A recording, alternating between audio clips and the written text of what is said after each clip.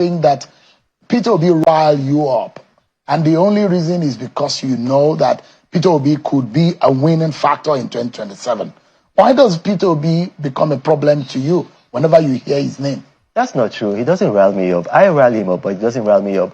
The reason why I had to come here, I had to leave California and come here, is because I'm a patriot.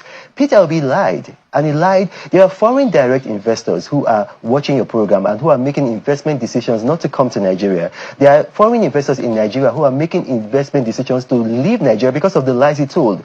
One of the lies that he told is that the president has borrowed more than the administrations of Yaradua, President Jonathan and Buhari put together, and that's just a blatant lie. I have here with me from the Debt Management Office, and Nigerians who are watching, they can actually go to dmo.gov.ng, or you can go to Google and just put Debt Management Office Nigeria State of Indebtedness 2015. As of 2015, this is a PDF document from the Debt Management Office. Nigeria was owing a total of $63 billion.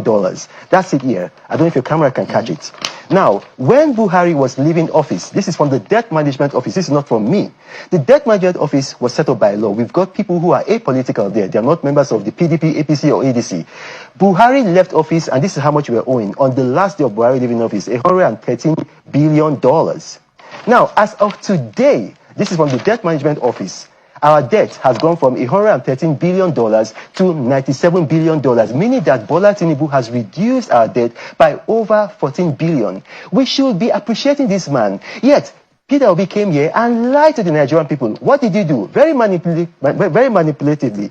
He took the debts and then he now translated them into Naira to make it look like the debts have increased. Because don't forget, the Naira has been floated. So today, the Naira is trading at 1,531 Naira to the dollar. So when you now multiply that by what we're owing today, which is $97 billion, it looks as if our debt has gone up in Naira value. But don't forget, these were debts that were taken in dollars, mostly Euro bonds, debts from China, France, and from the Bretton Woods institution. Peter Obi came here and lied about the convoy. He said that he'd never seen a presidential convoy with ambulances. I went on profiles. I put videos of President Trump's convoy with at least 2 ambulances, of the President Putin's convoy with at least 2 ambulances. He likes Indonesia. He went to Indonesia. I put videos of the President of Indonesia with 2 ambulances. Even Sierra Leone, that tiny. All right, looking at those video, you see a lot of revelation from Reno Omokri.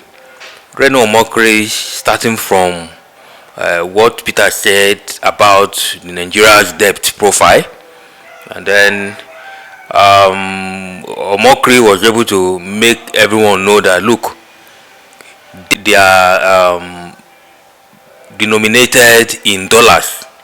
So there's no need for an Obi to come up and begin the strength of the Naira, and with the current strength of the Naira, to calculate it alongside the dollar, making it to look as if the country is seriously in debt. That, as a matter of fact, if you look at our total debt in dollar denomination, you find out that our debt has reduced drastically.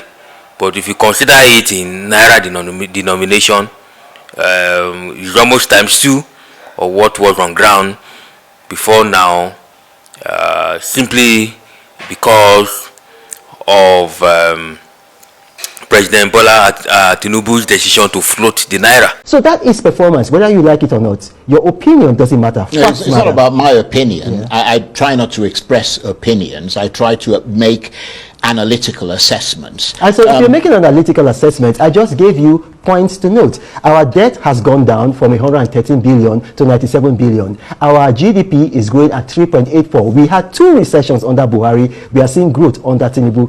Well, I mean, it's the same party. It doesn't matter. It's the same APC party. So telling me about Buhari, it's the same group. APC, it's the same party. APC was not a party. Well, you were just arguing that he brought Buhari into office. Yes, but APC is not a party. APC is a coalition. That's why APC is a party. No, it's a party that was formed by different parties. Can I explain to you better? APC is a coalition. It is not a party. There are legacy parties built on ideology that formed the APC. All those those legacy parties, they don't really agree together. The Congress for Progressive Change has a different political and economic ideology from the ACN, the Action Congress of Nigeria. So ideologically speaking, So why are they together? yeah, that's why it's called a coalition. It happens in England. I schooled in England, you schooled in England. We have It's an APC party. It's a coalition. That's what it's called. It's a coalition. Now, the ideology behind Bola Tinubu is not the same ideology behind Buhari. And we are seeing progress with Bola Well, they Tinubu. don't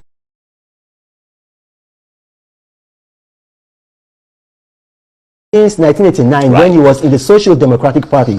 That's why it is very difficult for you to make a distinction between Bola Tinubu and Waziri Atiku Abubakar, because they have the same political ideology. They are both SDP people. And don't forget that this Waziri Atiku Abubakar was the presidential candidate of the Action Congress of Nigeria, Bola Tinubu's legacy party that became a member of the coalition.